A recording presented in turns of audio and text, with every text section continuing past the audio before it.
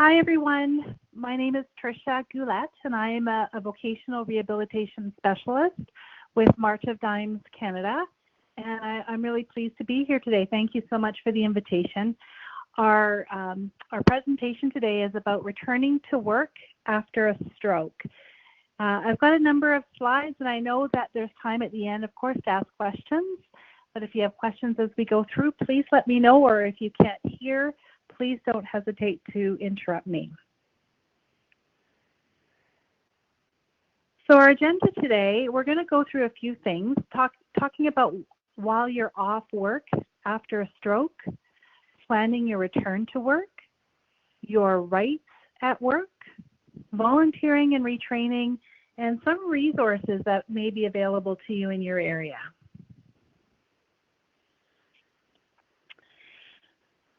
So the big question after you have a stroke is, will I be able to return to work? And with the right care, support, and advice, many people do return to work. Whether you're able to return to work and how long it takes depends on the effects of your stroke, the type of care and support that you receive, what work you were doing before, and the amount of support your employer can give you. The amount of time that you will be off work is different for everyone. Every recovery is different. Someone who had a mild stroke could return to work within a week or two, while others may return after months or even years. There's no set pattern, and I think that's really important to remember. And there's no comparison against which you should really measure your recovery. It's important to talk to your doctors, nurses, and therapists about what you can expect. And the most important thing is to take things as they come and keep doing your rehabilitation. That's really critical. Strokes affect people in many different ways, and symptoms can change over time. You should return to your doctor if you experience any new symptoms. In terms of timing, it's really important not to rush back to work too quickly following a stroke. For many, financial pressures or other pressures mean that they want to go back to work full-time as soon as possible. However, it's important to do so only when you feel well enough and have received the support and have a plan in place with your employer for your return. You might get advice from professionals, and there's many professionals in this realm who can help. Your employer and your family, who might all have differing opinions about your return to work after a stroke. But remember that you are the expert in your own needs. So try to retain control over those decisions about returning to work. Many people find that work helps with their recovery. It can give a sense of purpose and focus your day, provided you can cope with the demands of the job. As a vocational specialist, we often get questions about what should someone who's experienced a stroke tell their employer. If at all possible, we recommend that you contact your employer yourself. Tell them that you've had a stroke, that you're improving with rehabilitation, and that you will contact them again. Ideally, you should specify when you'll be in touch next to discuss your return. And if you need advice, your doctor, or even if you're working with an occupational therapist, they can help you come up with a time frame. When you speak with your employer, ask for a copy of their policy for returning to work after a sick leave. It's also really useful to ask for a copy of your job description for your current role or any alternative roles that you are considering. That can help if you're working with an occupational therapist or a vocational specialist. That can help those professionals to help you to determine a good time frame to return to work. Make sure you keep in touch with your employer. This should help you to feel less isolated and ease your worries about returning to work. Talk through your thoughts, concerns, and options with someone you trust who will support you in making your decision to return. And many employers will be really supportive of your return to work. Some, unfortunately, may lack the knowledge or experience for supporting people returning to work after a stroke. And your doctor or your occupational therapist can help you to deal with that. Each time you speak with your employer, only give them the facts that they need. Helpful information to give your employer could be the date of your stroke, your likely date of discharge from hospital, and a date that you'll be back in touch with them to discuss how you're recovering. Only give them what they need to know. Try not to be speculative, emotional, or give the impression that your condition is worse than it is. It may be helpful to talk through what you intend to say to your employer with a friend, family member, or healthcare professional first.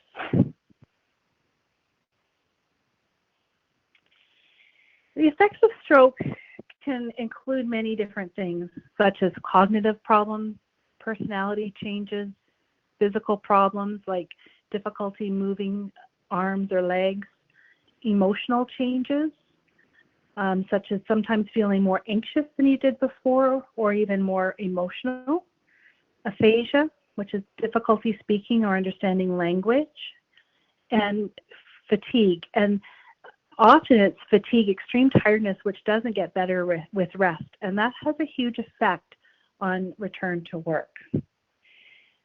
Changes to personality may be particularly difficult for your colleagues to adjust to. Try to acknowledge these changes as they come up and explain it's an effect of the stroke and that this may get better with time. A number of the effects of stroke can't be seen, such as anxiety or cognitive problems. We call these hidden disabilities, but they can make a big difference to the way a person deals with everyday experiences. Very often people aren't aware of these effects until they're back at work. After a stroke, there are often emotional and personality changes. And there are some tips for managing these emotional changes at work. Having frequent reviews will help both you and your employer to identify any issues early on and put in place a plan to support any changes that are needed for you.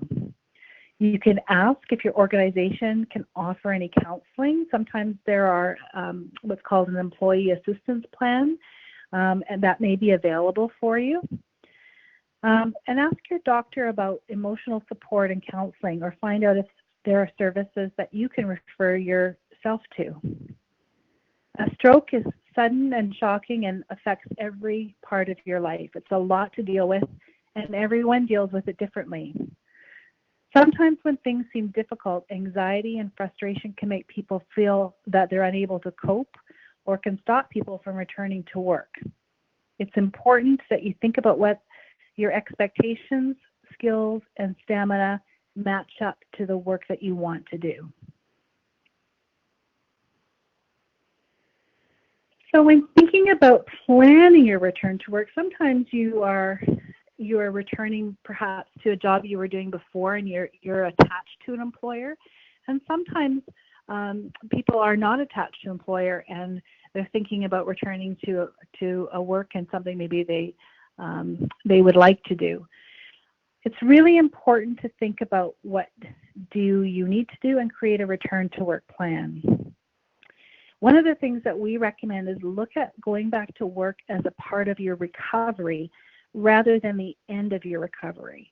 When you feel that you may be ready to return, your employer should work with you to identify what your needs are, what adjustments they can make to help you, and think about a phased return. One of the things that we've really found is if you can return to work gradually by starting part-time hours, maybe 4 hours a day, and ease into work gradually, that helps, especially with the tiredness. If you have an occupational therapist, they can talk about the work that you were doing before your stroke and help you to set realistic goals about returning.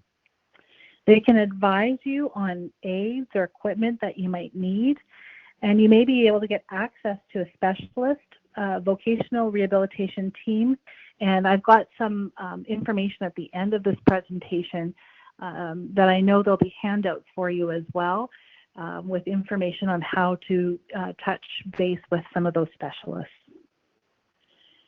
In creating a return to work plan, it doesn't mean necessarily that you're going to return to the same job with the same roles and responsibilities. Even if you can no longer do exactly the same role as you did before, there may be still other options that you can explore. A return to work plan is a plan of action that sets out someone's support needs following a stroke. Planning for your return and looking at how you'll manage the effects of a stroke means that you're more likely to stay and work once you return. It's really important to set yourself up for success. So what's in that plan? There's no need, and certainly if you get referred to a vocational specialist, they're not going to include all your medical detail. It's just not necessary. It will be just a summary of what the effects of the stroke are. They'll look at the effect and in turn think about practical steps that you can take to address each one and help you to work with your employer to implement that. The focus of a return to work plan really needs to be on what you can do other than what you can't. So that's why it's really important to get your job descriptions, and your vocational specialist or your occupational therapist can really look at each part of your job description and break it down so that all of the practical steps can be addressed.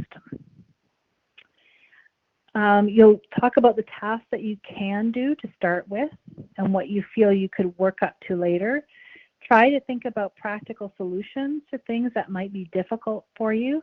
Things like equipment or lifting objects. Using equipment or lifting objects might be challenging at first, but that might be something you could ease into later, and support could be provided for you in the meantime. Share your ideas with your employer and try to work together to come up with solutions. So a return to work plan often has these headings that'll again break out your tasks, hours of work, review, how often will you review it, communicating with the staff, your breaks, and time off from appointments. In terms of hours of work, you could look at the option of phasing your return. This means starting part-time and gradually increasing the number of hours and days that you work. Think about what might work best for you, such as starting later if you need longer to get up and out of the house. You may need longer breaks, for example, to help you manage your fatigue. In planning for reviews, it's an important step as it helps to see how you're managing your tasks and also lets your employer provide feedback about how they feel things are going. Think about how this will take place and agree to a time frame and what the expectations are from your side as well as from your employer's side. It could be really informal, such as 20 minutes each week just to do a check-in with your line manager, or it could be more formal if you want. Communicating your stroke to the staff team is really how much you decide to share is really up to you. You may choose not to tell them you've had a stroke or just that you will return part-time and your tasks have changed. Another option is that an email could be sent out to your team from your line manager. But it's really important to have a plan and that you are supportive of that plan and that you have input into it. For breaks, many people will need to have, who are returning to work after a stroke, will need to have more frequent breaks to help beat fatigue. It might be 5 minutes after every hour worked, for example, but that should be built into the plan so that everybody's in agreement. Time off for appointments are going to be really critical. You're going to need time off for hospital appointments or therapy. Bring this up early and agree on it with your employer. It's important to have a flexible approach. Some effects of your stroke get better, but new ones could come up. By factoring in time to review how things are going, you can flag if some tasks are unmanageable or if you feel well enough to take on more tasks. This doesn't have to be formal. It can be over a cup of coffee for a half an hour on a Friday with your manager to see how the week has gone. It can be a good idea to keep some notes and summarize any actions you or your manager can do, but make sure that you both agree with them. Sometimes while you're away, if you've had a stroke, there are changes at work. And if possible, it's really important to try and find out about what those changes are before you go back, so there's no surprises. Keep a diary. This can be very simple. Just log any key dates, such as when you took on more or different tasks and how they went. This can help you to see how you're progressing, and it really helps with rebuilding your confidence, especially over time. You'll be able to see how you're progressing. Talking to your colleagues about your stroke can be understandably a nervous event. You're not sure how your colleagues will react to you and the fact that you've had a stroke. Remember, though, it's your choice whether you discuss your stroke with your colleagues or not. Sometimes being open and answering questions can help people to understand and be more supportive. Don't be embarrassed or apologize for the effects of your stroke. It can help your colleagues if you explain what a stroke is and how it's affected you, particularly if the effects are more invisible, like we mentioned before. It's really also important to talk with other stroke survivors about going back to work.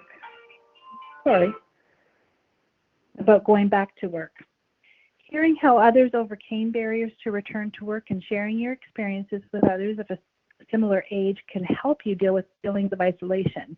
And groups like this are really important. It also gives you ideas of what you can do if you experience similar problems that others have dealt with. Under Canadian human rights laws, employers have an obligation to adjust workplace rules, policy, and practices that have a negative impact on employees or job applicants with a disability. So in other words, employers have a duty to accommodate you back into the workplace. An employer's failure to accommodate you maybe result in a claim of discrimination under the Human Rights Act.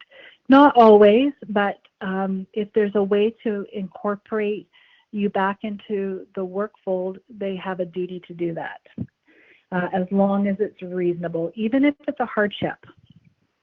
So that's really important to know.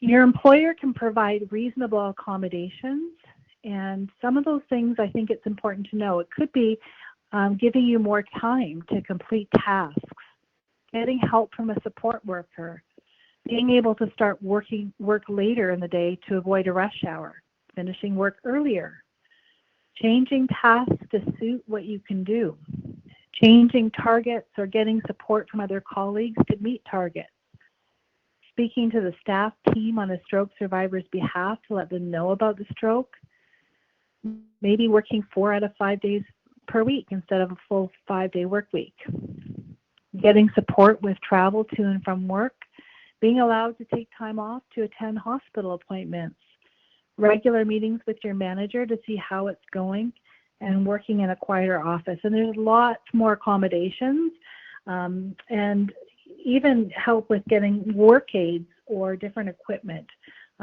Employers are obligated to do that.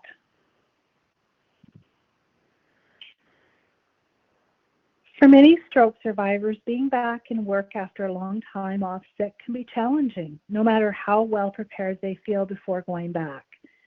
They report that tasks that were easy to do before the stroke became more difficult afterwards, and regaining skills, confidence, and stamina can take a long time, but don't give yourself a hard time if you feel unable to continue in the job or occupation you were doing before. You could stay in the same company, but go into a different role. Or you might choose to look at what your other options might be and consider a whole new career change. There are plenty of options available for people who feel they cannot go back to the work that they were doing before the stroke. You might decide to look for a new job. You could try volunteering, or you could even retrain into a new career. It's really important to give yourself time. Volunteering is a really great option because it allows you to explore new hobbies or interests. It helps to build new skills or develop skills you haven't used in a while.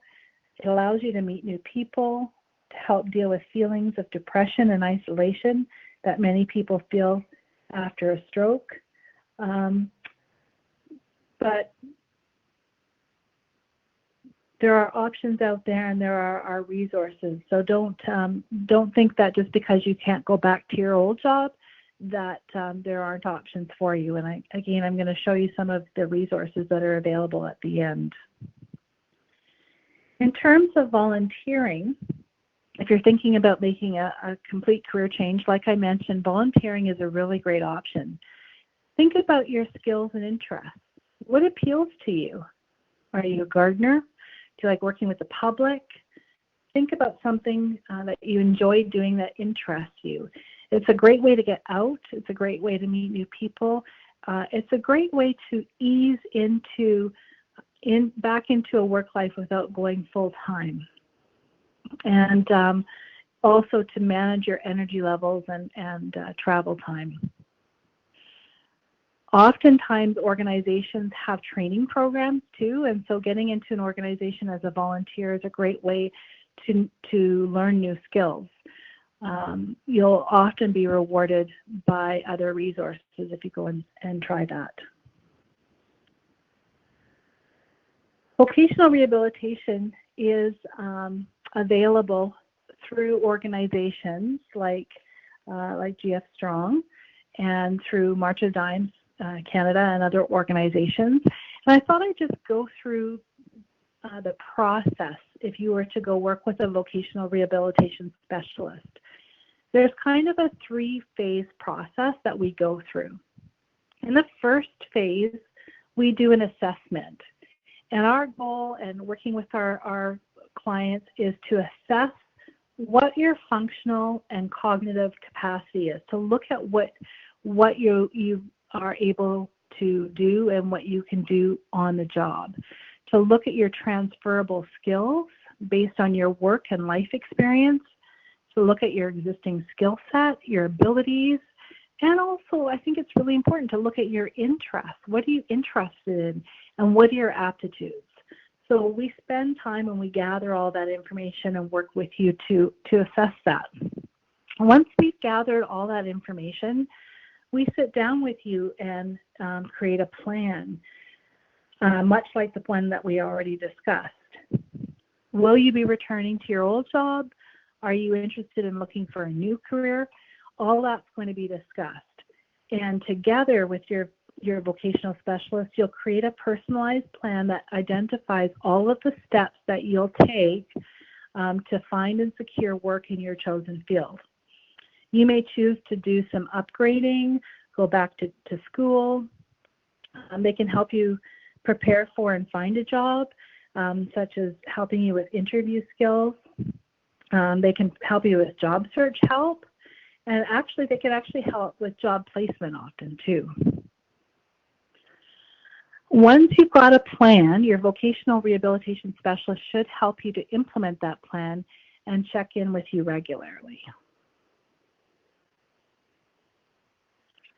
In terms of support for people who have experienced a stroke, there is a couple of different places I know of right off the bat. The first one, there is a vocational rehabilitation department at GF Strong, and you can actually go right onto their website, and you just need a referral. You can get a referral from your doctor, from your occupational therapist, and they should be working with you much like I just described.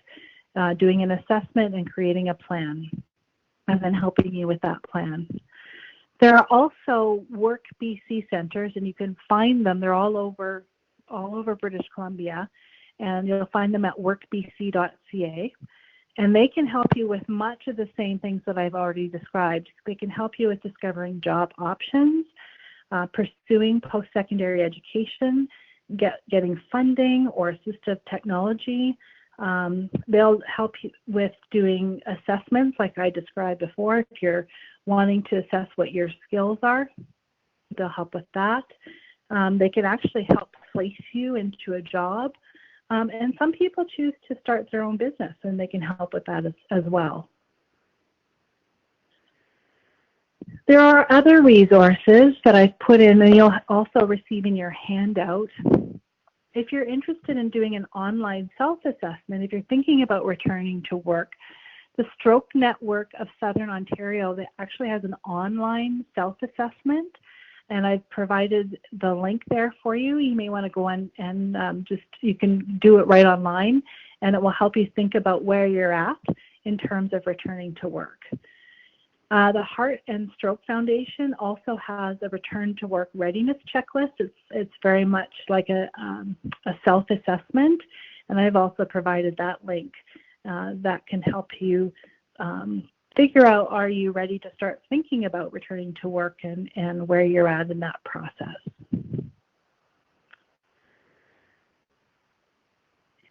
And that's the presentation today, and I'm certainly able to answer questions if anybody has any. Okay, so I'll ask if anybody online or anybody in the room has any questions for Tricia.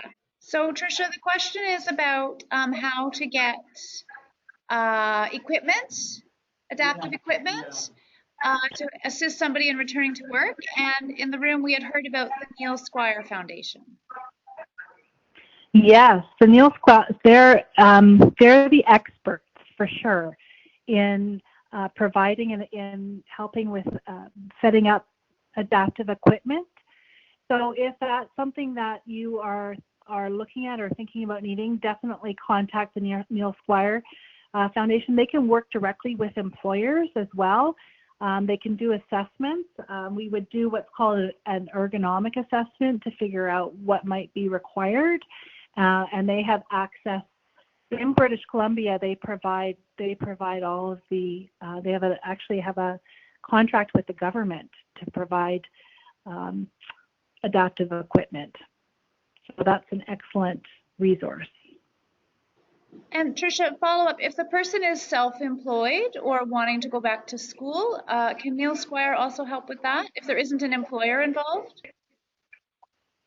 They may. The best, if you're interested in looking at self-employment or in returning to school or something like that, Work BC might be a better option because they can tap into other resources that Neil Squire may not be able to tap into, especially if you are thinking about going back to work or starting up your own business. And every region is different. It's got different organizations who are doing that work. So going on the Work BC site and finding out who is the provider in your region is the best bet.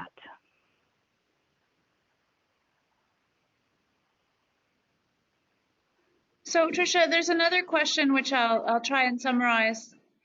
So if I had a stroke maybe a year or more ago, and I don't have a therapist, you know, I'm kind of out in the world, but I'm not still in therapy, and I'm thinking about going back to work. What's my first step? Do I go to Work BC? Do I go to my doctor? How do I get started?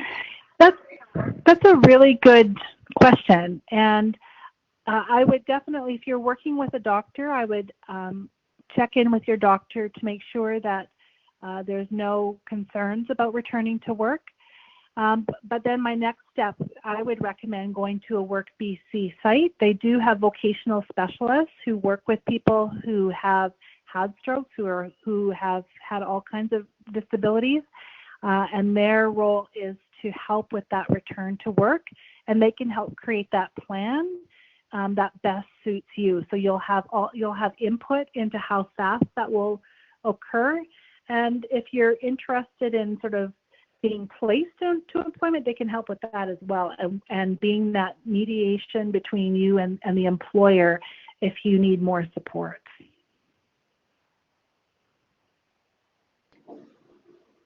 So with work, follow-up question from the room, with Work BC, can you just walk in and see somebody, or would you need an appointment? I would phone and make an appointment. And you'll find, if you go to the Work BC site, you can find out, you just type in where you are located and it will give you the offices that are in your region. And you would just phone that region or phone that office, and they'll set you an appointment, because you'll want to make sure that when you go in, that you have a meeting time with someone that you can sit down and really describe your situation, and they'll walk through all of the services that they provide as well, and then hopefully set up a plan over time. Okay, Tricia, thank you so much. It was really informative, and the fact that there are no questions means you've already answered them all, so that's fantastic. Yeah, great. And I will let people on the line know we have the handout here in the room. I've emailed it to a couple of you already who asked for it in advance, and I'll send it out after the meeting. And also, we're going to start to put the handouts online along with the videos, so you'll have both options. If you wanted to go back and see the information again, you could either read it or you could watch the video. Okay. Thanks, Jill. Thanks, James. Thanks, everyone. Have a great day. Thank you so much, Tricia. Folks online, I'm going to end the meeting, and thanks so much for coming. And I just wanted to say before I do that next month in July, we actually couldn't get a room booking here at Creekside, and because it's July and it's summer anyway, we decided to take a pause for next month. So there is no meeting next month. And then in August 22nd, and the topic is, right, Kimberly Freed. This is a really great one. She's going to speak about apps and how they can help with communication for people with aphasia, but also just how apps can kind of help with organizing and remembering and scheduling and just managing daily life.